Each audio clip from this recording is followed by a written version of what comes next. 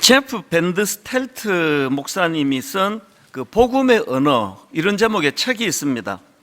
이 책에서 강조하는 포인트는 굉장히 단순한데요, 우리가 예수를 믿으면 우리가 사용하는 언어도 바뀌어져야 된다. 이 예수 믿는 우리가 원활하게 이 사용해야 될 언어가 있다면 그것이 복음의 언어다. 그러니까 이걸 이제 강조하고 있는 내용입니다. 이분이 이제 보니까 예수님 잘 믿고 오래 믿었다 하는 분들 중에도 이 복음의 언어가 서툰 경우가 많다는 겁니다. 그게 왜 이런 일이 일어나느냐, 이제 이런 내용을 다루고 있는데요. 그 책에 보면 이제 뭘 주장하는가 하니까, 우리가 그 새로운 언어를 배울 때 그 언어에 유창해지기 위해서는 그 언어를 사용하는 공동체에 속해 있어야 된다는 겁니다. 저희들이 자랄 때 영어 교육은 근본적으로 틀린 잘못된 영어 교육이었습니다. 아무리 생각을 해봐도 모든 걸 이 언어를 그 문법만 가르치고 이래 놓으니까 제가 이민 가가지고 정말 힘들었습니다. 랭귀지 스쿨을 들어갔는데요, 차라리 영어를 하나도 안 배우고 온 중국에서 오고 이런 사람이 더 빨리 배워요. 괜히 뭐 얘기하려고 그러면 머릿속에 주 다음에 뭐더라? 이 사람이 뭐 이렇게 말하면 내가 어떻게 말하더라? 이러면서 자꾸 생각을 하니까 언어가 발전을 못해요. 이 언어는 생각하는 게 아니고 그냥 막 소통하는 거거든요. 그냥 문법 없이 막 되는 대로 막 단어 하나로 손짓 발짓하고 이러면서 이제 이 언어가 습득이 되어져 가는데, 지금 우리의 교회의 신앙교육도 이런 방식이 아닌가. 우리 다음 세대 주일학교 아이들을 보고 청년들을 보고 또 기성세대를 봐도 뭐 이 책에 대하여 제가 아주 격하게 공감합니다. 오늘 한국교회 성도님들이 이 복음의 언어가 굉장히 약해요. 이 언어를 배우려면은 그 언어를 사용하는 공동체에 속해져야 하는데, 여러분이 속해 있는 곳은 지금 세상 아닙니까? 주 6일을 세상에서 지내고 직장 생활을 하고 세상의 언어를 늘 이제 듣고 배우고 구사하고 이러는데, 거기에 비해 가지고는 지금 우리가 이 복음의 언어를 실습할 데가 없는 겁니다.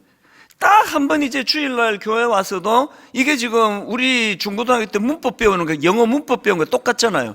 제가 지금 이 시간이 문법 시간이에요. 저 혼자만 계속 이야기하고 뭐 복음의 언어는 이런 거다 저런 거다 그러니까 저는 복음의 언어가 점점 유창해져요. 계속 말하니까요. 성도님들 보면 그거를 나눌 데가 없거든요. 오래 예수 믿었는데도 복음의 언어가 유창하지 못하고, 그러다 보니까 교회 안에서 나누는 대화가 복음의 언어가 아니에요. 전부 뭐 할 말 없으면 애는 어떻게 잘 크고 있나, 뭐 강남에 어디 용한 뭐 학원 좀 추천해 달라, 뭐 이런 얘기밖에는 할 수가 없거든요. 그래서 제가 이 책을 읽으면서 정말 새해의 분당 우리 교회는 지금부터 훈련해야 되겠다. 그래서 이 복음의 언어가 풍성해지도록 어떻게 해야 됩니까? 여러분, 제가 저희 어머니 그 장례식 이후로 지난주도 그랬고 그전주도 그랬고 제가 어머니가 돌아가시는 과정에서 있었던 그 간증을 지금 여러 번 했지 않습니까? 왜 어머니 이야기 이렇게 많이 합니까? 아니, 담임 목사 어머니인데 성도들이 그 정도는 아셔야죠. 그래서 제가 지금 어머니에 대한 지식을 전하는 겁니까? 그게 아니에요.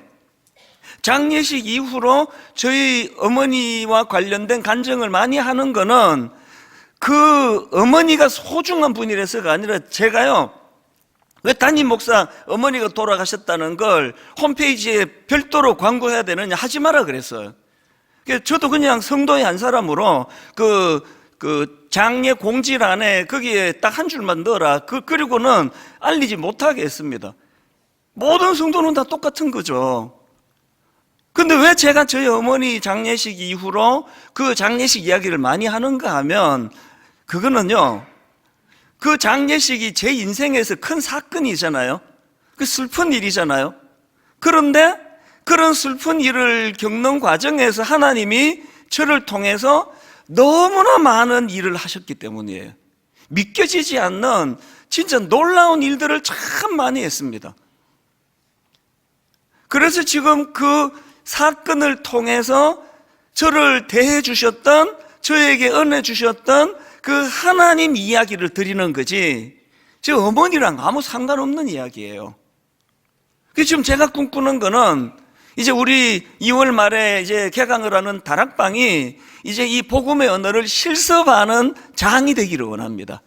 그래서 이제 다락방 모임에 이 주일 예배 때는 여러분의 이 복음의 언어를 지금 실습할 수가 없잖아요. 정말 좋은 건요, 이렇게 예배 다 마치고 전 교인이 이제 국수 교회에서 같이 말아 먹고 오후에는 다 모여가지고 오전에 그 우리 담임 목사님한테 복음의 언어 문법을 배웠는데 이제 우리가 모여서 실습합시다. 그러면서 한 7명, 8명 모여가지고 막 한 2시간 그 하고 가야 돼요. 그 식사하고 가실래요? 자꾸 우리가 이런 그 복음의 언어를 실습할 데가 없다 보니까 언어가 굉장히 세상적인 언어밖에는 익숙하지가 않다는 거거든요. 이건 가정에서도 마찬가지입니다. 우리 장로님 가정, 집사님 가정, 심지어는 뭐 저희 집도 마찬가지예요. 저는 밖에서 너무나 복음의 언어를 갖고 말을 많이 하고 들어와가지고 집에 오면은 번아웃이 돼가지고 한 7시 반 되면은 저는 그냥 자요, 밤에.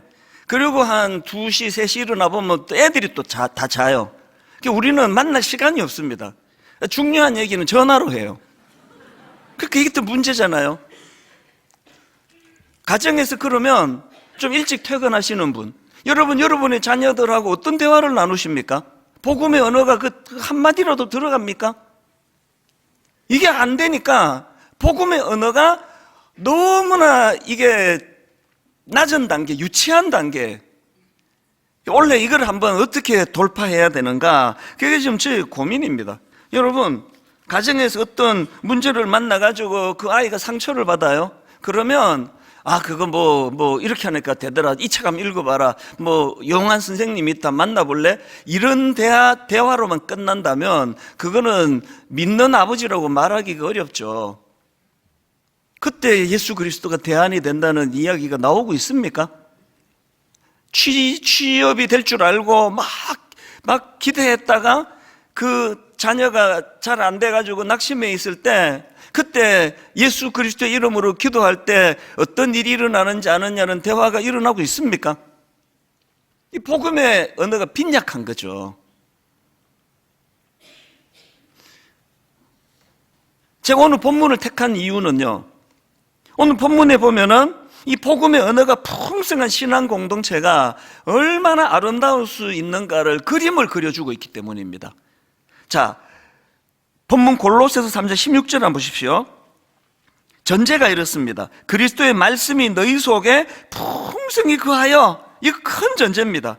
그리고 이 전제가 어디로 흐르는가 하니까 그 다음 보세요. 모든 지혜로 피차 가르치며 권면하고 시와 찬송과 신령한 노래를 부르며 감사하는 마음으로 하나님을 찬양하고. 제가 주중에 이 본문을 가지고 이제 머리로 막 그림을 그려보는데요, 이 너무 아름다운 겁니다. 큰 그 지붕이, 큰 전제가 이렇게 되어 있습니다. 그리스도의 말씀이 너희 속에 풍성히 거하여. 이 복음의 언어가 풍성히 거하는 그런 공동체를 지금 말하는 거거든요. 세 번역으로 보면은 딱 세 문장으로 되어 있다는 걸 알 수가 있습니다. 자, 16절을 세 번역으로 보십시오. 그리스도의 말씀이 여러분 가운데 풍성히 살아있게 하십시오. 온갖 지혜로 서로 가르치고 권고하십시오. 감사한 마음으로 시와 찬미와 신령한 노래로 여러분의 하나님께 마음을 다하여 찬양하십시오. 큰 전제가 뭐라 그랬습니까? 첫 번째 문장, 그리스도의 말씀이 여러분 가운데 풍성히 살아있게 하십시오. 복음의 언어가 풍성하도록 하십시오. 그러면 그 물꼬가 두 갈래로 흘러가는데요, 첫 번째 갈래가 어디로 가느냐? 서로에 대해서 온갖 지혜로 서로 가르치고 권고하는 거예요. 온갖 지혜로, 중요한 게 서로입니다. 서로 가르치고 그렇게 권면하는 일이 일어나고요. 그런가 하면 두 번째로 이 큰 전제가 어디로 흘러가느냐? 하나님께 대하여는 감사한 마음으로 시와 찬미와 신령한 노래로 여러분의 하나님께 마음을 다하여 찬양하십시오. 이 선순환이 일어나는 거예요.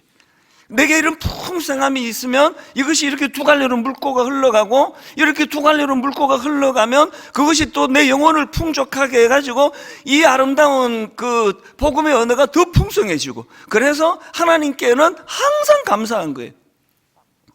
그리고 서로에 대해서는 나 혼자 잘났다가 아니에요. 피차간에 서로 권면하고 서로 지혜를 나누고. 여러분 가정이 지금 이런 구조로 이루어진다면요, 이게 정말 이상적인 가정 아니겠습니까? 최근에 그 신천지의 교회 침투에 대한 강의를 들었는데요, 이게 생각보다 심각하더라고요.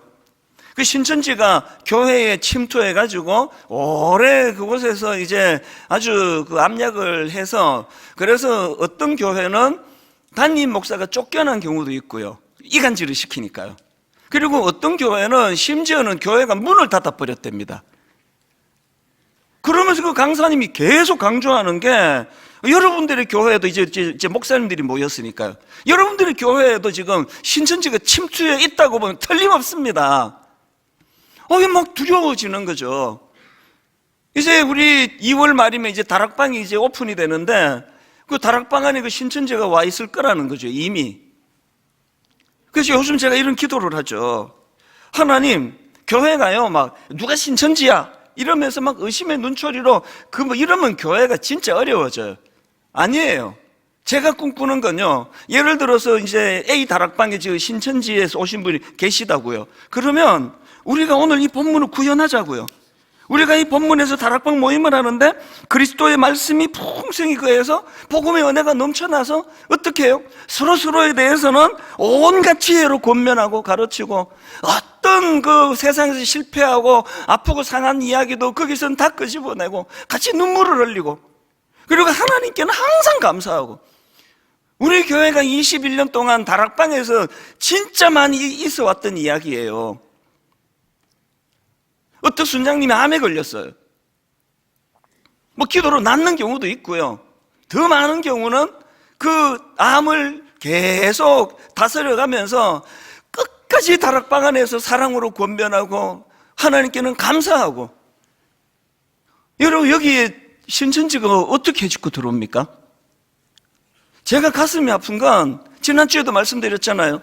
아니 지금 어쨌든 무슨 의도든지 간에 여기에 지금 들어와 있다고요. 10몇 년을 지금 이 설교를 듣는다고요. 어떤 사람은 제자훈련도 받아요. 놀랍게도 어떤 사람은 또 신학교도 간대요. 그 사람 왜 안 바뀌느냐고요. 왜 안 바뀔까요? 교회 안에 복음의 언어가 너무나 빈약해서 그래요. 그리고 어떤 악한 의도를 가지고 여기 앉아 있으면 절대로 성령의 역사가 일어나지 않는다는 거거든요. 그래서 저는 원래 정말 하나님께서 우리 1차적으로는 곧 이제 오픈하게 될 소그룹 다락방 안에서 이런 놀라운 역사가 일어나기를 바랍니다. 서로 축복하고 권면하고 용납하고, 어떤 부끄러운 이야기도 차라리 내 형제한테는 이런 이야기를 못해도 내 다락방 안에서 나 다 할 수 있습니다. 그리고 저희들의 룰 아시죠? 아시는 분이 많으실 텐데 어떤 경우라도 그거를 발설하지 않아요. 집에 가서도 얘기 안 해요. 저는 집에 가서 얘기 안 하는 거 많습니다. 그냥 눈 감을 때만, 기도할 때만 그 사안을 떠올리는 거거든요. 그리고 모이면 하나님께 감사하고 하나님을 찬양하고. 어떻게 거기서 한 주 동안 우울했던, 직장에서 모함당하고 이런 것 때문에 마음이 아프고 우울했던 그게 치료가 안 되겠냐고요. 이런 다락방을 저는 꿈꾸는 거거든요. 그리고요, 이제 3월부터 제가 아주 지금 작심하고 있습니다. 절대로 특정한 한두 사람이 말 많이 하는 거를 용납하지 않는 다락방이에요. 제가 이번에 작년에 뉴욕에 갔더니요, 거기에 이제 GNM 재단이라고 너무 고맙게도 드라마 바이블을 엄청난 비용을 들여서 만들어준 그 단체인데요. 거기 갔더니 이제 거기에 대표님도 와 계시고 이제 미국 분들이 거의 오셨어요. 거기에서 그 드라마 바이블을 가지고 성경을 이제 점심시간에 읽기도 하고요. 그리고 또 그 드라마 바이블에서 굉장히 좋은 책을 오디오북으로, 이거 전부 무료예요. 검색해서 다 쓰세요. 예를 들면 이제 뉴욕에 갔는데 존 스토트 목사님의 그리스도의 십자가라는 주옥 같은 책을 이제 드라마 이제 이걸 오디오로 읽어주는 거예요. 책도 이만큼 비치가 돼 있고 갖고 오는 분도 있고 그래서 한 30분인가 40분인가를 계속 이제 책을 읽더라고요. 저같이 한국에서 온 사람도 하나도 안 어려워요. 읽어주는 걸 눈만 따라가면 되니까요. 계속 이렇게 한 30, 40분 하고요. 어떤 젊은 자매분이 이제 사회를 보는데 오늘 드라마 이 오디오북을 들으면서 받았던 은혜를 나눠봅시다 그러는데 한 사람당 대화가 2분이에요. 더 재밌는 게요. 누가 2분을 넘기니까 종을 땡 치더라고요. 그러니까 다 막 웃어버리더라고요. 제가 그때 깨달은 게요. 이야, 자기 이야기를 하는데 2분이 생각보다 엄청 길더라고요. 그래서 제가 3월에 우리 다락방 개각 때 종을 다 나눠주려고 그래요. 이제 모든 다락방별로 누구 하나 기다리고 2분 넘으면 종 땡 쳐야 돼요. 다락방은요, 주일날에는 이찬수 목사가 혼자 다 떠들고, 다락방에 가면은 우리 순장님이나 또 순원이 다 떠들고, 그래갖고는 역동이 안 일어납니다. 모두가 다 자기 이야기를 하고, 저같이 어머니가 돌아가신 그 과정에서 하나님 이렇게 은혜를 주셨다. 또 저런 아픈 일을 당할 하나님 이렇게 제게 힘을 주셨다. 또 실패한 이야기. 참 내가 예수 믿는 사람으로 부끄러운 일은 한 주를 보냈다. 날 위해 기도해 달라고. 이런 역동이 다락방 안에서 일어난다고 하면 분당 우리 교회가 영적으로 확 살아날 줄로 믿습니다. 자기의 이야기만 난무하는 것이 아니라 세상의 말이 난무하는 게 아니라 예수 그리스도 그분의 이야기, 이것들이 많이 나누어지는 그런 공동체가 되기를 바랍니다. 그래서 저는 분당 우리 교회가 이제 점점 이 복음의 언어가 유창해지는 성도들이 많기를 바라는데요. 그러고 보면 우리가 사용하는 언어는 세 종류 중에 하나예요. 여러분 어디에 속하는지 한번, 혹은 어느 쪽에 주로 기우는지를 한번 점검해 보세요. 첫 번째는요, 세상의 언어입니다. 이 세상의 언어는요, 그 언어 구조가 이 세상이 갖고 있는 그 사회의 구조가 그렇듯이 이 세상의 언어는 그 언어 구조의 기본이 경쟁의 언어입니다. 제로섬 게임이라는 용어를 여러분 아시지 않습니까? 제로섬 게임이 뭐냐 하면은 한쪽의 이득과 다른 쪽의 손실을 더하면 그게 제로가 된다는 거예요. 이런 거죠. 이게 둘이 엄청 친한 것 같지만 직장에서 라이벌이에요. 그래서 이제 어떤 생각을 합니까? 이 친구가 60을 가지면 나는 40밖에 못 가지는데 이게 70을 가져버리네? 나는 30밖에 안 돌아오네? 기본적인 게 이 세상의 구조가 이래요. 이걸요, 저는 청소년 사회 가면서 입시 고3부 현장에서 가슴 아프게 경험을 많이 했습니다. 노트 안 빌려준대요. 심지어는 정성껏 노트한 내 제자의 노트를 그 안에 누구 훔쳐가 버렸어요. 그리고 거의 선생님이 대놓고 말하는 분도 계세요. 야 이놈아, 네 눈에는 얘가 친구 같으냐? 얘가 대학 가면 네가 떨어져. 이게 경쟁의 언어예요.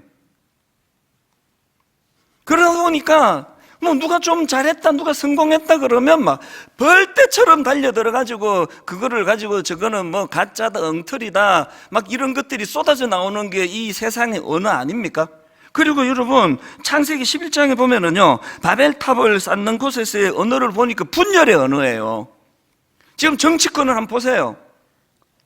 저희가 어릴 때는 요 코딱지만한 조그만한 나라에서 전라도니 경상도니 끊임없이 분열하는 언어가 난무해서 이 나라가 이렇게 돼버렸는데요. 요즘은 지금 또 세대 간에 끊임없이 분열을 조장해요. 우리가 어릴 때는 지역 감정은 있었지만 세대 갈등은 없었습니다. 저 같은 젊은 아이들은 할아버지 할머니 존중해드리고 당연히 버스 타면 양보해드리고, 지금요 걱정이에요. 아니 젊은 세대와 연세가 드신 어른들 세대에 무슨 갈등이 있을 게 뭐가 있냐고요. 계속 세상이 지금 분열의 언어를 가지고 그렇게 지금 이간질을 시키는 거거든요. 교회가 어떻게 해야 되겠습니까? 교회가 경상도 전라도가 있습니까? 교회가 연세가 드신 어른과 젊은 세대의 갈등의 골이 있는 게 교회입니까? 그걸 통합하고 하나로 만드는 게 복음의 언어예요. 그런가 하면 두 번째 언어가 있는데요, 율법의 언어입니다. 세상의 언어가 상대방을 꺾어야 되기 때문에 기본적으로 세상의 언어가 경쟁의 언어라면 이 율법의 언어는 정죄의 언어예요. 율법의 핵심, 하라, 하지 마라, 이걸 어설프게 잘못 받아가지고 계속 정죄하는 거죠. 의외로 교회 안에 더군다나 부흥이 안 되는, 은혜가 안 되는 교회를 보면 이 율법의 언어가 굉장히 난무합니다. 그래서 뭐 계속 지적하는 거죠. 집사님 그 옷이 왜 그래 그거? 교회 올 때 새빨간 옷이 입고 그래서 되겠냐고. 이 율법의 언어예요. 그 새빨간 옷 입어갖고 신경 쓰이는 건 자기 하나예요. 누가 뭐 남의 옷 색깔에 신경을 씁니까?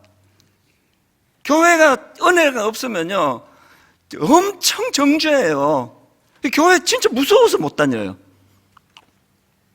제가 참 마음 아파하는 게요, 어릴 때부터 아이들 반듯하게 키운다고 그 목사 딸이 인사 잘해야지, 그냥 목사 딸만 잘합니까? 그냥 인사 잘하면 좀 이렇게 가르쳐야 되는데 그거 네 목사 아들 아니냐. 그리고 또 개척 초기에 굉장히 격려도 많이 됐지만 권사님들이 한마디씩 툭툭 던지는 거, 너는 목사 딸이다, 그 기억해야 된다. 그래서 우리 아이들이요, 자기가 이찬수 목사 아들 딸이라는 게 한편으로 굉장히 긍지도 있지만 엄청 위축이 돼요. 뭐라고 또 누가 뭐라고 말할까? 여러분, 교회는 율법의 언어가 난무하면 절대 그 교회는 부흥한 교회가 아니에요. 예수님 당시에 끊임없이 예수님을 괴롭히고 또 예수님을 또 정죄하고 비난했던 그 바리새인들을 보세요. 이게 바로 율법의 언어 아닙니까? 예수님이 손 마른 장애인을 고쳐주니까 그 손 마른 장애인이 고침받고 너무너무 행복해서 춤을 추는 건 안중에도 없고, 아니 안식일에 이따위 짓을 해? 이 율법의 언어예요. 지금 제 고민이 하나 있는데요, 제가 담임 목사가 되니까 이제 우리 젊은 목사님들에게 자꾸 이제 나름대로 또 제 노하우도 전수하고 가르쳐야 되다 보니까 어느 날 제가 보니까 제 언어가 하라 하지 마라 언어예요. 그건 그렇게 하면 안 된다, 이거 해야 된다.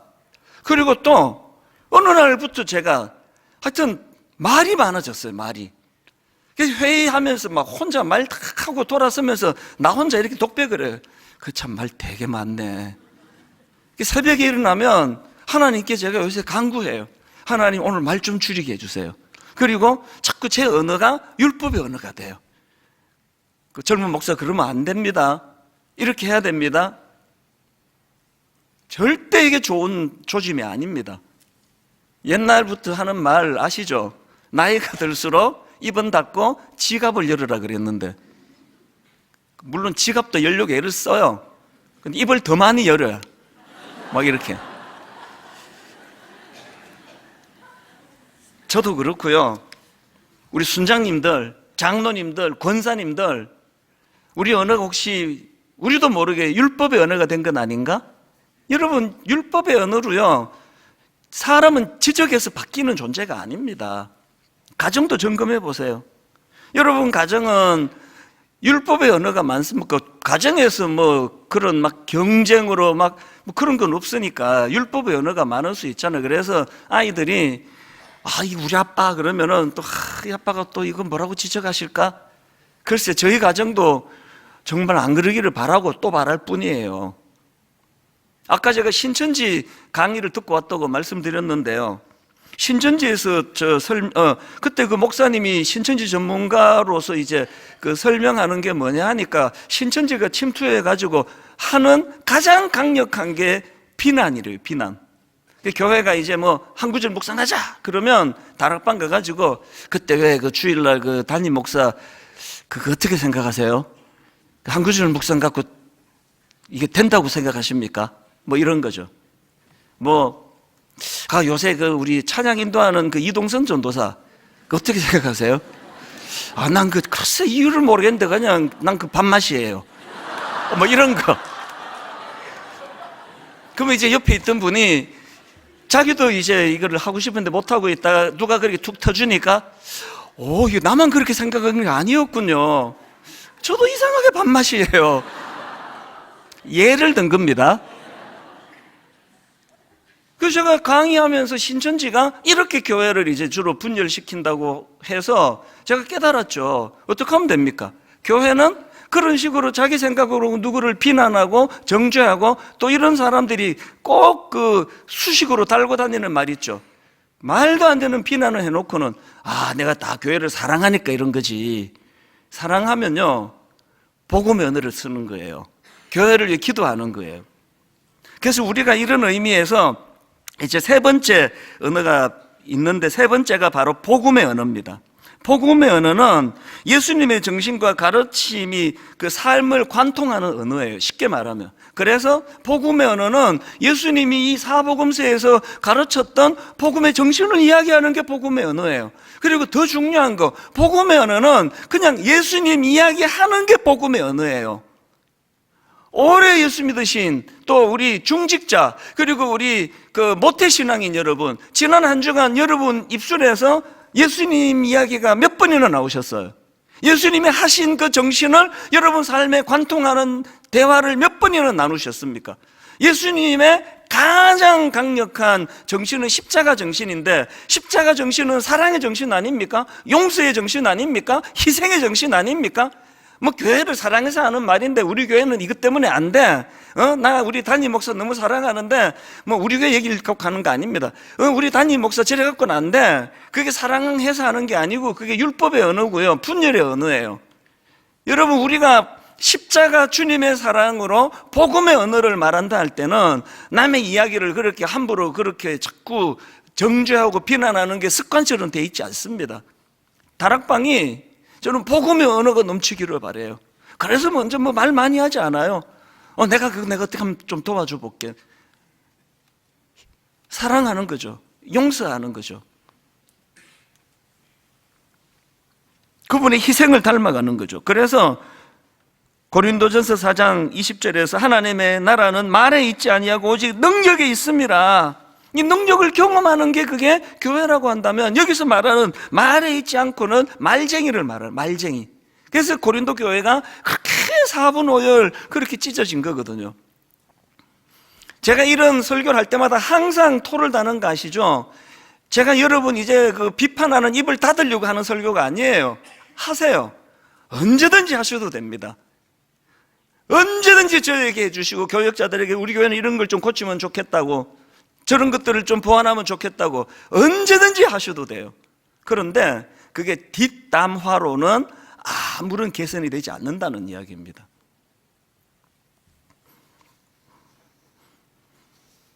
에베소서 4장 14절을 보니까요, 이는 우리가 이제부터 어린아이가 되지 아니하여 사람의 속임수와 간사한 유혹에 빠져 온갖 교훈의 풍조에 밀려 요동하지 않게 하려 함이라. 이 말씀의 경고가 뭡니까? 요동하게 흔들어대는 악한 것들이 많은 게 이 시대, 이 말세의 상황 아닙니까? 그래서 여차하면은 사람이 막 속임수를 가지고 간사한 유혹에 빠지게 하고 교훈의 풍조에 밀려가지고 막 흔들흔들 사람을 흔들어버리는 시대인데, 이렇게 무서운 14절에서 하나님이 주시는 대안이 15절이에요. 이런 무서운 유혹과 속임수, 간사한 유혹과 속임수가 많은 이 상황 속에서 흔들리지 않으면 어떻게 해야 되느냐? 15절에 대안을 주세요. 오직 사랑 안에서 참된 것을 하여. 이게 그렇게 썩 잘된 번역이라고 말하기는 어렵습니다. 물론 이제 근거를 갖고 번역을 한 거지만 15절에 보면은 새 번역입니다. 이걸 이렇게 번역해요. 우리는 사랑으로 진리를 말하고 살면서. 영어 성경에도 거의 대부분 다 이렇게 번역했습니다. 여러분, 여차하면 흔들어대고 간사한 속임수로 속이고 우리를 혼란에 빠뜨리는 이 시대 속에서 어떻게 우리가 그 악한 것들에게 흔들리지 않을 수 있느냐? 그 대안이 우리가 사랑으로 진리를 말하는 거예요. 다락방 모임에서. 그래서 저는 설교자니까 그런 부분에서 굉장히 안전한 사람이에요. 계속 저는 말하잖아요. 진리를 계속 선포하니까 어지간한 유혹이 지금까지 개척하고 22년 동안 비슷하게 유혹 당해본 적도 없습니다. 계속 선포하는 거예요. 가정에서, 다락방에서, 그리고 또 기독 신우회 안에서. 우리가 이렇게 사랑으로 진리를 말하고 그것을 선포하고 그러면 분별력이 생기고 성숙해지는데요. 놀랍게도 바로 그 금요일이에요. 이틀 전입니다. 제가 그 미국에서 오신 목사님이 이제 놀러를 오셨어요. 그래서 이제 한국에 왔다고 그래서 같이 대화를 나누는데, 이런저런 대화를 나누는데 너무너무 깜짝 기쁜 소식을 이분이 전하는 겁니다. 분당 우리 교회에 그 출신 그 청년이 있는데, 이 청년이 뉴욕으로 유학을 왔대요. 명문 그 뉴욕의 아이비 리그 있지 않습니까? 콜롬비아 대학교 대학원으로 유학을 왔는데, 이 사람이 거기서 이제 석사 학위를 받고 또 박사 학위를 받고, 그리고 놀랍게도 그 26살 때 유학을 갔는데 미국의 명문 대학교 교수가 됐어요. 그게 지금 대화의 포인트가 아니었고, 이 젊은 자매가 그 공부한다고 뭐 콜롬비아에서 공부한다 그러면 막 진짜 뭐 머리 터지는 거거든요. 그런데 이 한 자매가 그 교회에서 했던 너무나 덕스러운 우리 청년들을 위하여 이 자매가 보여준 모범이 엄청나다는 겁니다. 그래서 그 얘기를 들으니까 너무 기쁜 거예요. 그래서 막 그 목사님 가시자마자 연락처 받아가지고 그 자매에게 연락을 했어요. 그랬더니 또 참 하나님 일하심이 공교롭게도 그 자매가 금요일 오후에 제가 연락을 했는데 내일 아침 일찍 이제 돌아간다는 겁니다, 미국으로. 내가 평소에는 그렇게 무리 안 하는데 무조건 만나자 그랬어요. 나 보고 가라. 그럼 무조건 오라 그랬습니다. 그리고 이 자매랑 대화를 나누는데 위로를 많이 받았습니다. 그리고는 이제 어제 아침이에요. 제가 이제 지금 이제 공항으로 이제 준비하고 있는 거 뻔히 알면서 이제 제가 문자를 보냈습니다. 몇 가지 질문이 있는데 혹시나 이 너무나 자매가 그 덕스러워서 내가 좀 소개하고 싶다고 성도님들한테, 그러면서 이제 몇 가지 질문을 제가 했는데 이 시간이 없어서 오늘 다 소개를 못 하고요. 뭐 다음 주나 제가 소개해 드릴게요. 그 제가 이제 이런 질문을 했죠. 왜 유학을 갔으며 미국에서 교수가 되었는데 어떤 꿈으로 교수가 됐느냐. 그랬더니 간단하게 답이 오고 그 부연 설명이 쫙 나왔는데요. 지금 공항에서 막 비행기 기다리면서 막 쓴 거예요. 이렇게 답했습니다. 왜 교수가 됐느냐. 그랬더니 자기는 교수가 되고자 하는 게 목표는 아니었대요. 그러면서 이렇게 말했습니다. 언젠가부터 저의 꿈은 배워서 남주자였습니다. 이 복음의 언어 아닙니까? 그리고 그 내용만 한 군데만 읽어드릴게요. 교수가 되고 싶은 아주 소박한 꿈이 하나 있었다면 개인 오피스를 갖게 되어 학생들 한 명 한 명과 면담 시간을 갖는 것이었습니다. 이 교수가 되기 전에 자기가 꿈인데 이제 교수가 되고 꿈이 이제 이루어진 거예요. 그 다음만 보세요. 그리고 저는 요즘 매일 꿈을 이루고 삽니다. 지금 가르치고 있는 학생들 20명은 매주 개인적으로 저와 함께 오피스에서 티타임을 하면서 삶을 나눕니다. 또한 한국인 유학생 학생들과는 추수감사절 때나 연말에 집으로 초대해 식사 교제를 하곤 합니다. 이게 너무 감동이 되는 거예요. 이게 막 명문대학교 교수가 되는 거 엄청 이건 매력적인 일이죠. 이거는 내가 어릴 때도 꾸는 꿈입니다. 이게 아니고요. 그 교수가 되는 거에 그렇게 큰 마음을 담고 있지는 않았는데, 그러나 내가 만약에 교수가 된다면 나는 이제 개인 오피스를 만들어서 언제든지 학생들이 찾아와가지고 자기의 마음을 이야기하고 꿈을 이야기하고, 또 그러면 이 교수님은 그 이야기 잘 들어주고 이런 표현도 하더라고요. 상한 영혼을 위로해주고 함께 꿈꾸는 시간을 갖기를 원했는데 자기가 지금 교수가 되고 그 일이 이루어져서 너무너무 행복합니다. 그렇게 답이 왔어요. 이게 복음의 언어예요. 내가 교수가 되고 그 학생들에게 내가 어떤 존재로서 그 아이들에게 내가 도움을 줄 것인가. 저는 분당 우리 교회 청년들 중에 이런 청년이 또 지금도 준비하는 청년이 많거든요. 우리 기성세대가 도와줘야 된다고 생각합니다. 우리가 언어를 바꾸어야 돼요. 그저 집에 가면 엄마가 아빠가 하는 말이 그저 율법의 언어를 가지고 그 박 집사는 이래서 내가 꼴보기 싫고, 김 집사는 저래서 꼴보기가 싫고, 저 사람은 저래서 싫고, 이 사람은 이래서 싫고, 그런 이야기가 난무하는 그 가정에서 이런 꿈꾸는 영혼이 맑은 청년이 나오기가 좀 어렵습니다. 우리가 도와줘야 돼요. 복음의 언어를 써야 돼요. 예수님 이야기를 많이 하셔야 돼요. 그러기 위하여 공부 좀 하셔야 됩니다. 여러분 경건서적 좀 구입하셔서 보셔야 됩니다. 우리가 마음에 있는 그 복음으로 변화된 내 심령, 그래서 십자가의 그 근본적인 정신은 사랑 아닙니까? 용서 아닙니까? 그리고 희생 아닙니까? 그것들이 많이 입술에서 나오는 그런 교회가 된다면 올 한 해 분당 우리 교회는 제2의 부흥이 일어날 줄로 믿습니다. 결론을 제가 한마디만 더 드리고 싶은데요, 사도행전 2장에 보면은 이제 교회가 태동되기 직전에 성령의 강한 역사가 일어납니다. 사도행전 2장 4절. 그들이 다 성령의 충만함을 받고 성령이 말하게 하심을 따라해요. 이게 지금 방언을 표현한 건데요, 이게 또 복음의 언어예요. 막 내키는 대로 말하고, 막 내키는 대로 비판하고, 내키는 대로 정죄하고, 막 율법의 언어가 난무하고, 막 경쟁의 언어가 난무하던 우리가 주님 안에서 성령이 충만해질 때 성령의 다스림을 받는 거예요. 성령의 말하심을 따라 다른 언어로 말하기 시작하고, 그렇게 뜨겁게 기도했더니 또 세상의 언어는 비난이에요. 이것들이 아침부터 그냥 술 처먹고는 이게 지금 뭐 하는 짓이야?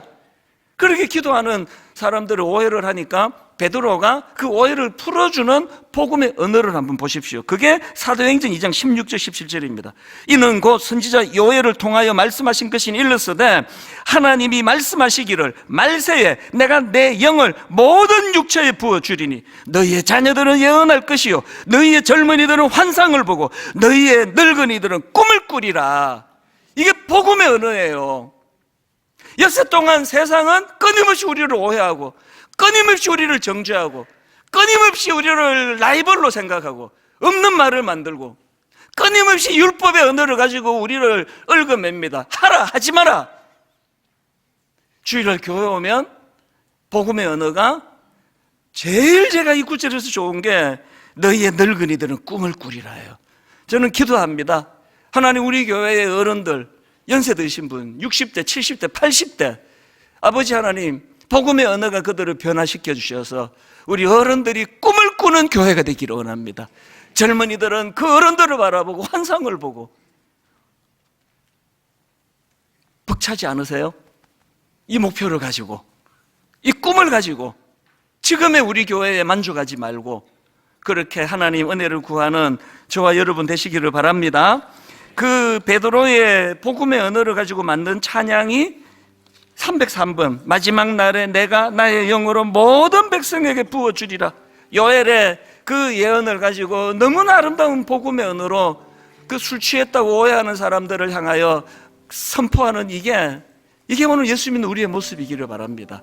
우리 한번 힘을 내셔야 됩니다. 우리 손뼉치면서 기뻐하면서 한번 꿈을 가지고 우리가 복음의 언어를 찬양으로 선포합니다. 마지막 날에 내가 나의 영으로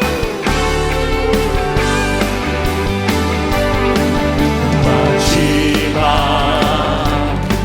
날에 내가 나의 영으로 모든 백성에게 부어주리라. 우리 하나님이 약속하신 거예요. 우리 하나님이 시근하지 않으세요. 우리 하나님의 약속이 이렇게 선포되기 원합니다. 자녀들은 예언할 것이요 청년들은 환상을 보고 아비들은 꿈을 꾸리라. 주의 영이 임하며 자녀들은 예언할 것이요 청년들은 환상을 보고 아비들은 꿈을 꾸리라. 주의 영이 임하며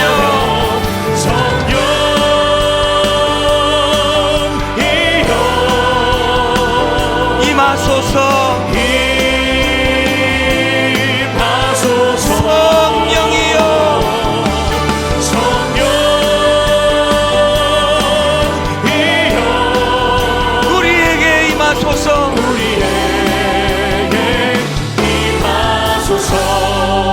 여러분 다시 한번 마음으로 다시 정리하고 다시 한번 부르기 원하는데요.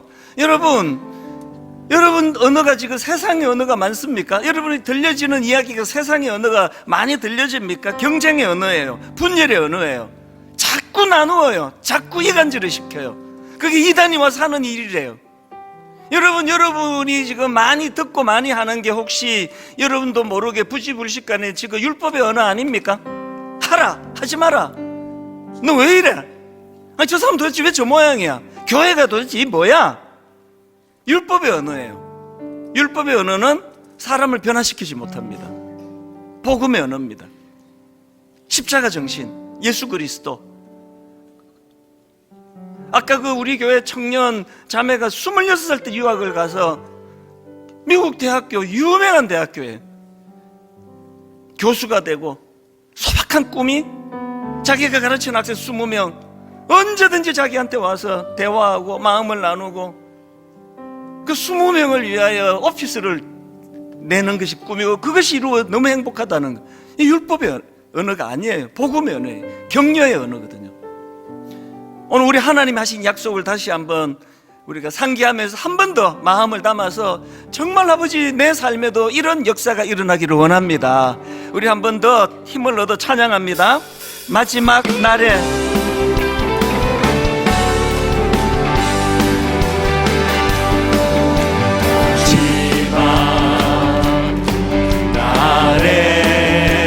우리 하나님이 약속하십니다. 내가 나의 영으로 우리 하나님이 약속하십니다. 모든 백성에게 부어주리라.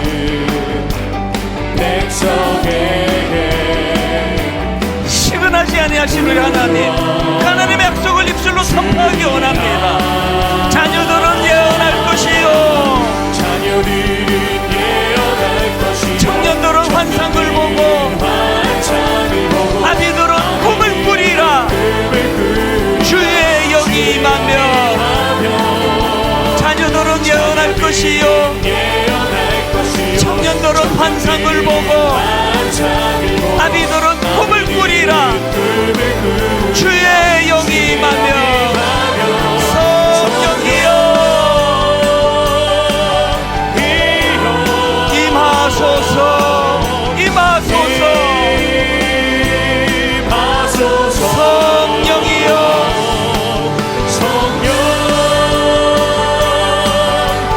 우리에게 임하소서. 우리도 자리에서 일어나셔서 마음을 다하여 마지막 날에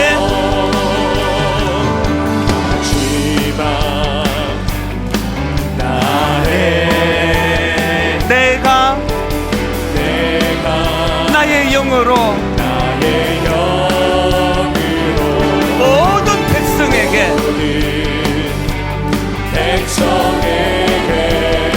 부어 주리라. 여러분 준비되셨습니까? 하나님의 놀라운 선포 입술을 벌려 찬양합니다. 자녀들은 예언할 것이요, 청년들은 환상을 보고 아비들은 꿈을 꾸리라.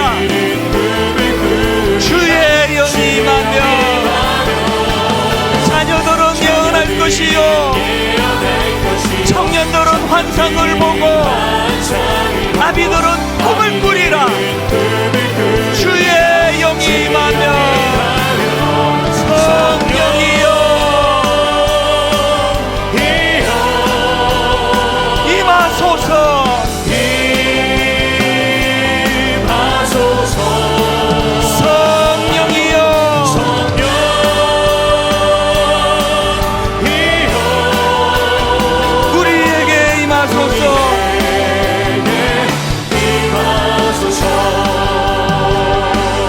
하나님 앞에서 이제 이것들을 다 정결케 해야 되는데, 여러분, 경쟁의 언어도 아닙니다. 분열의 언어도 아닙니다. 정죄의 언어도 아닙니다. 하지 마라, 해라, 이래서 인간은 바뀌어지는 존재가 아닙니다. 복음의 언어예요. 십자가의 언어예요. 용서의 언어예요. 가정 안에서 이 용서가 강물처럼 흐르고 있습니까? 사랑의 언어예요. 희생의 언어예요. 뭘 분석하느라고 그렇게 머리를 다 쏟을 필요가 없습니다. 품어버리면 되거든요. 허다한 허물이 덮일 때까지 사랑하라 그랬거든요. 이제 오늘 각자에게 주신 말씀을 가지고 하나님 우리 가정이 이제 이런 축복의 언어, 사랑의 언어, 십자가에서 나온 용서의 언어, 아버지 이것을 내가 가정 안에서 한번 애를 써보겠습니다. 하나님 분당 우리 교회가 놀라운 이런 복음의 언어가 풍성한 교회가 되기 원합니다. 우리 각자에게 주신 말씀을 가지고 하나님 앞에 은혜를 구하며 우리 한 목소리로 합심하여 같이 통성으로 기도하시겠습니다.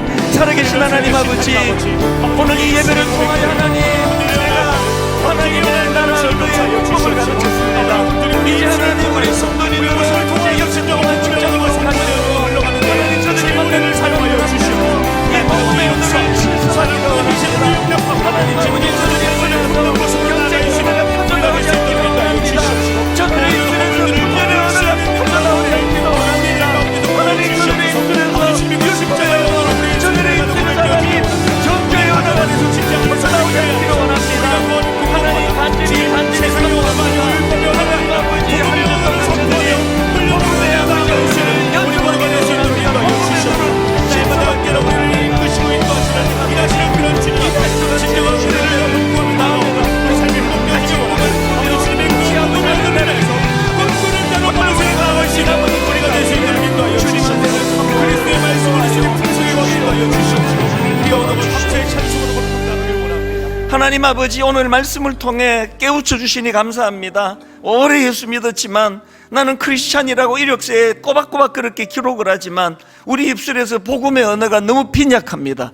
복음의 언어가 너무 빈약하고 나오는 건 경쟁의 언어, 세상의 언어, 나오는 건 그저 율법의 언어, 비교의 언어.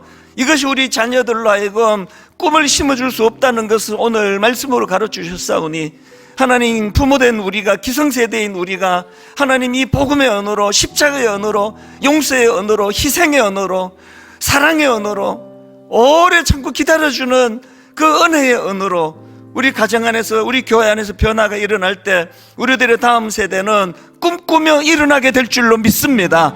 한번 하나님 우리 가정 안에 이 소원을 허락해 주시고 우리 교회 안에 이 꿈을 허락해 주셔서 사도 바울이 그렇게 오해하여 비난하는 자들을 향하여 너무나 아름다운 복음의 언어를 선포할 때에 거기에 놀라운 역사가 일어났던 것처럼 아버지 이번 한 주간 우리 성도님들의 직장과 가정과 만나는 사람들 앞에 오늘 배운 이 복음의 언어를 많이 연습하는 한 주간이 되게 하여 주시옵소서.